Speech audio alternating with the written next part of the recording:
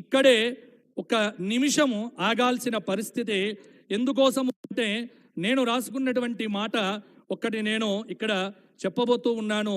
మనం అందరం కూడా ఎదురు చూస్తున్నటువంటిది ఏమిటి అంటే మరి గౌరవనీయులైనటువంటి ముఖ్యమంత్రి వర్యుల వారిది ఏమిటి, వారి యొక్క నక్షత్రం ఏమిటి, వారి యొక్క రాశి ఏమిటి అనేటువంటిది. ఎందుకంటే రాజుది చూస్తేనే రాజ్యం బాగుంటుంది. కాబట్టి ఈ సంవత్సరం కనుక నేను ఇక్కడ వారిది చూడగా వారిది అద్భుతంగా తులారాశి అయింది.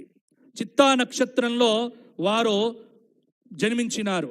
ఈ సంవత్సరం ఏమిటి అంటే విశేషం ఏమిటి, వారికి అద్భుతమైన పంచమాధిపతి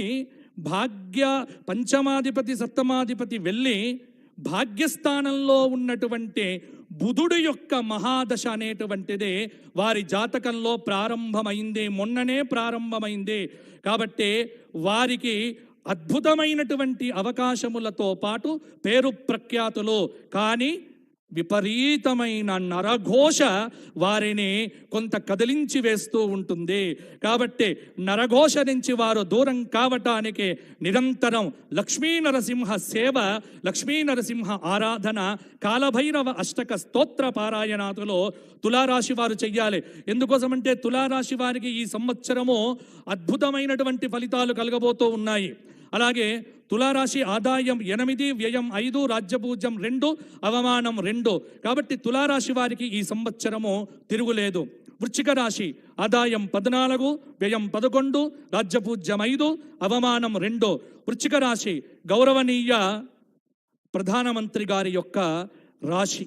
వృశ్చిక రాశి, వృశ్చిక లగ్నం వారికి కూడా కొంత ఇబ్బందికరమైన పరిస్థితులతో పాటు కొంత బాగానే ఉంటుంది. వీరికి వృశ్చిక రాశి వారు ఈ సంవత్సరం మధ్యస్థ ఫలితాలనే పొందబోతూ ఉన్నారు.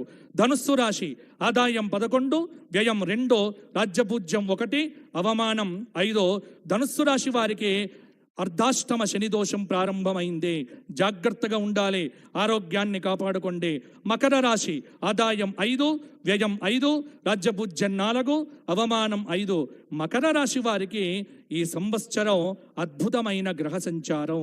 కష్టాలు దూరమైపోయాయి, సుఖాలు రాబోతున్నాయి. దైవారాధనతో ముందుకు వెళ్ళండి. నీరసం నుంచి అద్భుతమైనటువంటి ఆనందంలో అడుగు పెడతారు. కుంభరాశి ఆదాయం 5, వ్యయం 5, రాజ్యపూజ్యం 7, అవమానం 1. కుంభరాశి వారికి గత సంవత్సరం కంటే పర్వాలేదు. కొన్ని ఇబ్బందులు, కొంచెం కష్టం, కొంచెం నష్టం, కొంచెం ఇష్టం, ఈ 3 ఫలితాలు వీరి జాతకాల్లో చూడవచ్చు.